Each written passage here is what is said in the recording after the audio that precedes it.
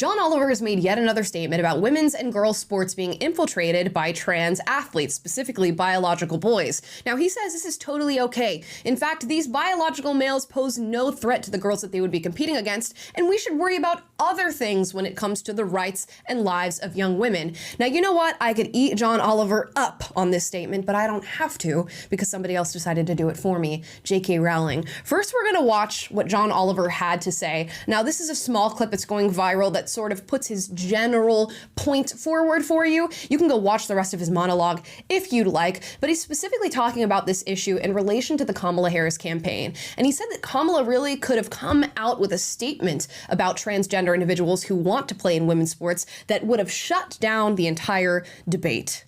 Ads on that one issue. And it was frustrating to see the Harris campaign fail to formulate a response, especially because it's pretty easy to do. Watch, I'll do it for you right now.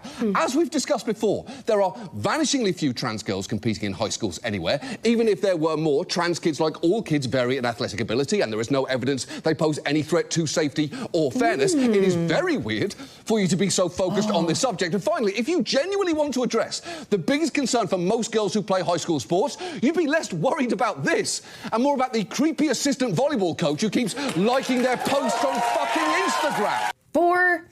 I don't even know if I want to call them interesting points. 4 points that he's put forward in his argument there. Now, before I go ahead and address what I think of his statements, we'll go ahead and get into what J.K. Rowling had to say. She put forth a very lengthy response to John Oliver, as she should, because their careers have actually crossed paths multiple times on multiple occasions. She says, "Nothing about this feels good because John Oliver generously gave his time for my charity Loomis, and I liked him very much when I met him, but God knows, if you ever need an example of a motivated reasoning and confirmation bias, this video's for you. An undoubtedly intelligent person spouts absolute bullshit to support something he wants to be true, but isn't.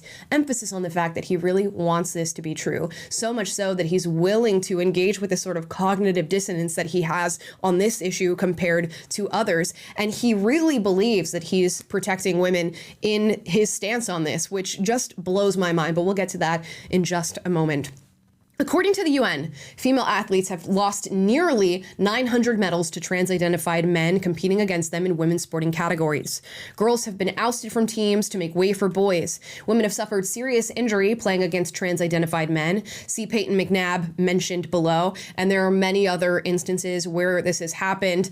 We've gone through many of them on this channel. You guys can check those out. Again and again, I've come up against men who argue exactly what Oliver does here, using the very same talking points. With a straight face, the believe the science guys will say, actually, we don't yet have enough data to say whether men and boys are stronger and faster than women and girls.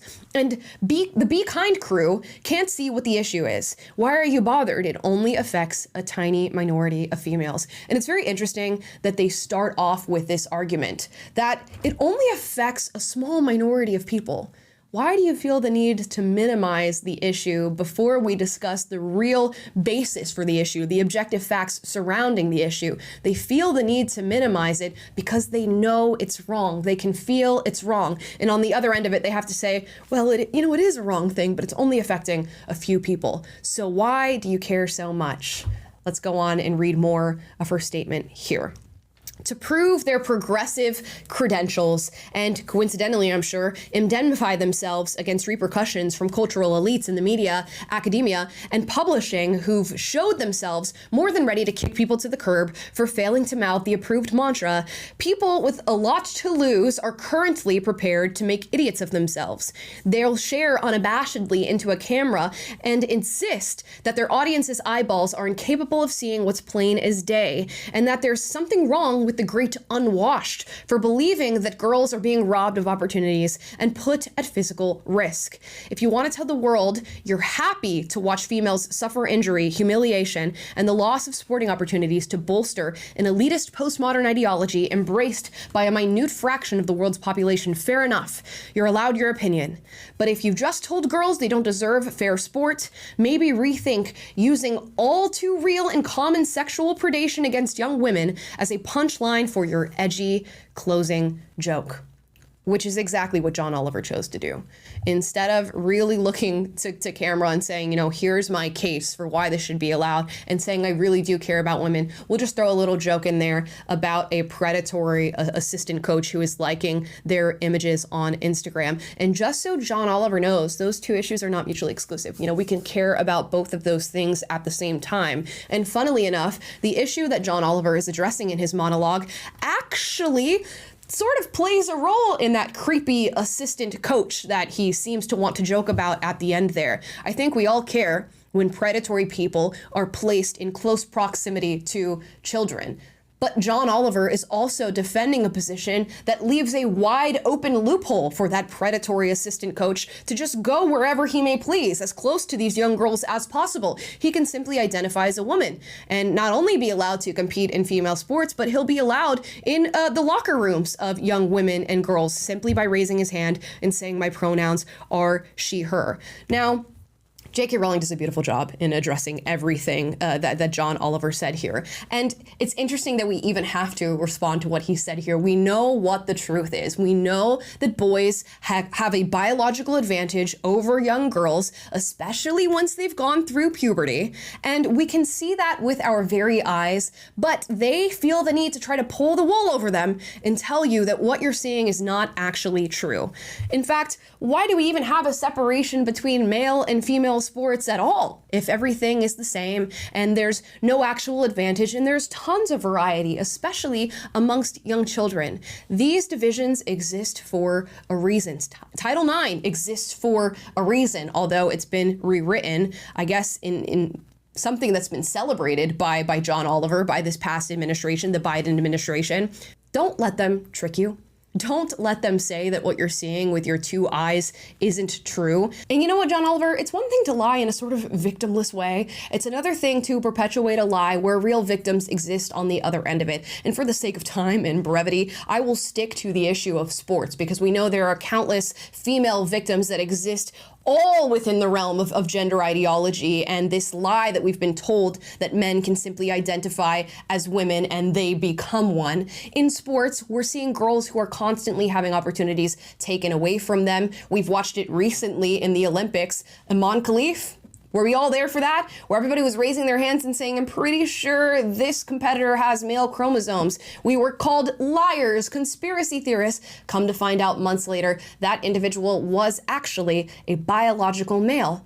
What woman could have actually had that slot? And this has happened countless times, as J.K. Rowling lays out in her statement. But what about the girls who do get to compete? And when they are competing, they're competing alongside or against biological males who are clearly, despite what John Oliver has to say, more strong than they are, more powerful than they are. This is actually leading to real harm. We've seen a field hockey player who literally had her teeth hit out of her head after competing against a trans-identified player. We've seen 13-year-olds in a shot put competition who very bravely stood on the sidelines and said, you know what, I will not be forced to compete against a male competitor. What happened to that male competitor? He went on to compete and he won the shot put competition. There are endless examples of this, sort of all starting with the record-breaking Leah Thomas, who was ranked, in the 400s amongst male swimmers, became a female through, the waving of a wand, and was suddenly number one amongst female swimmers. The list goes on and on and on. We would be here all day if I went through all of this. And there's, of course, a slippery slope that exists. If we grant this ideology in sports and say it's totally okay, there's maybe a few victims, but who cares? They're just women. What else are we granting when it comes to this ideology? Do those male athletes who identify as female now get to unclothe themselves in the female locker room? Do they get to use the female bathroom? In a lot of ways, we are extra exposed in those environments. Do biological males get to enter them and do the same? And how many more victims exist on the other end of granting that sort of behavior? We could be here for hours, days, weeks, months discussing this. Instead, John Oliver decides to throw away all of those arguments, throw out all of those concerns in 30 seconds on his show. And millions of people will watch that. Millions of people think that he has something valuable to say on this matter, even though he is actively ignoring the women who are raising red flags and sounding the alarm on this. And that's what people will take away from what they've just watched. And all I can say is, if you're going to advocate on behalf of these trans athletes and claim to also be an advocate for women, you should do a deeper dive into what young women and girls are actually experiencing on the other end of the implementation of what you are advocating for, John Oliver, because this is not a victimless lie, and it is most definitely a lie that you are sharing on your show. And I'm glad that J.K. Rowling came forward, even though she was friendly with this man in the past and said, you know what, I have to call this out. And we need to call a spade a spade. And she did so very eloquently. Me, not so much, but I had to talk about it. Guys, I'd like to hear your thoughts in the comments down below on the things that John Oliver said in this statement, what J.K. Rowling had to say in her response. Let me know. And as always, if you disagree with anything I said in this video, duke it out, but do so respectfully in the comments. We encourage healthy debate on this channel. And if you like this video, like, subscribe, click the notification bell to be notified every single time I post a video for you guys, which is every day. And I will see you guys tomorrow. Bye, guys.